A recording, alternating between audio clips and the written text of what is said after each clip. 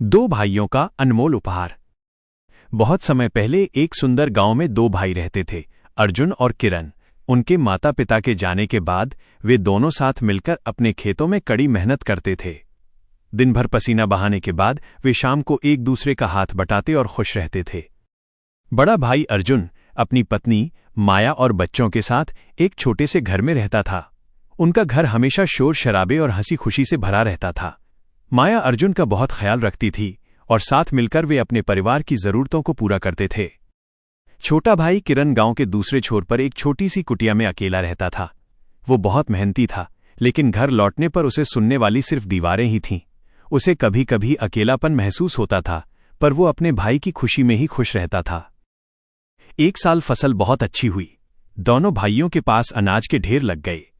अर्जुन ने अपने अनाज की बोरियों को देखा और सोचा, मेरे पास तो माया और बच्चे हैं जो मेरा ख्याल रखते हैं, पर बेचारा किरण तो अकेला है।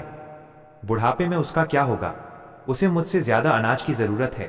उधर किरण ने भी अपनी बोरियों की ओर देखा और मन ही मन कहा, मेरे भाई अर्जुन का परिवार बड़ा है, उसके पास खिलाने के लिए इतने सारे मुंह हैं। मुझे इतने अनाज की क्या जरूरत? उसे अनाज की मुझसे कहीं ज्यादा जरूरत है। उस रात जब चांद आसमान में चमक रहा था, अर्जुन चुपके से उठा। उसने अनाज की एक भारी बोरी अपने कंधे पर उठाई और दबे पांव किरण के खलिहान की ओर चल पड़ा। उसने वो बोरी किरण के ढेर में रख दी और चुपचाप वापस आ गया। उसी रात किरण भी अपनी कुटिया से बाहर निकला।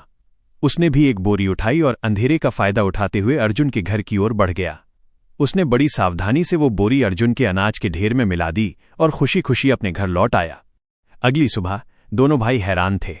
उनके अनाज की बोरियां उतनी ही थीं जितनी पहले थीं। कई रातों तक ऐसा ही चलता रहा। वे चुपके से बोरी एक दूसरे के यहां छोड़ाते, पर सुबह गिनती बराबर रहती। एक रात उन्होंने सच जानने का फैसला किया। रास्ते के बीचों बीच मिलते ही दोनों की आंखों में आंसू आ गए।